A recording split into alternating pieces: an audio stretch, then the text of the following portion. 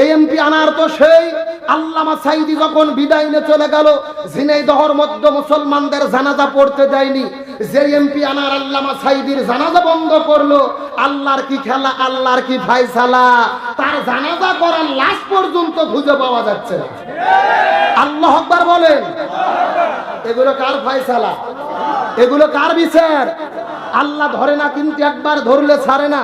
আল্লাহ কিছু সময়ের জন্য ছাড় দেয়, কিন্তু একেবারে ছেড়ে।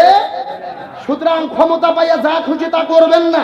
এমপি আনারের কন্যাটি কান্না করে বলতেছে, বাবা বিদায় নিল, এত কষ্ট এত দুঃখ, কান্না দেখার পরে বলতে চাই, বোন তোমার চোখে কান্না, তুমি তো ব্যথা বুঝতেছো, কিন্তু 16 সালে সোহান যখন শহীদ হলো, তার বাবা মা কেঁদেছে, এলাকার মানুষ কেঁদেছে, এই কান্নার সাউন্ড তোমার বাবার কানে যায় না।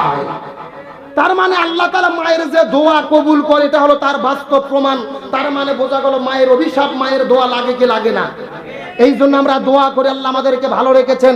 যাদের মা বেঁচে আছে দোয়া করে আল্লাহ নেক হায়াত দারাজ করুক, যাদের মা বিদায় নিয়েছে আল্লাহ জান্নাতের মেহমান বানাক। বলেন আমিন। আরো জোরে বলেন আমিন। এই এমপি আনার তো সেই আল্লামা সাঈদী যখন বিদায় নিয়ে চলে গেল, ঝিনাইদহের মধ্যে মুসলমানদের জানাজা পড়তে দেয়নি। যে এমপি আনার আল্লামা সাঈদীর জানাজা বন্ধ করলো, আল্লাহর কি খেলা, আল্লাহর কি ফায়সালা, তার জানাজা করার লাশ পর্যন্ত খুঁজে পাওয়া যাচ্ছে না। আল্লাহু আকবার বলেন। এগুলো কার ফায়সালা? এগুলো কার বিচার? আল্লাহ ধরে না, কিন্তু একবার ধরলে ছাড়ে না। আল্লাহ কিছু সময়ের জন্য ছাড় দেয়, কিন্তু একেবারে ছেড়ে। সুতরাং ক্ষমতা পাইয়া যা খুশি তা করবেন না।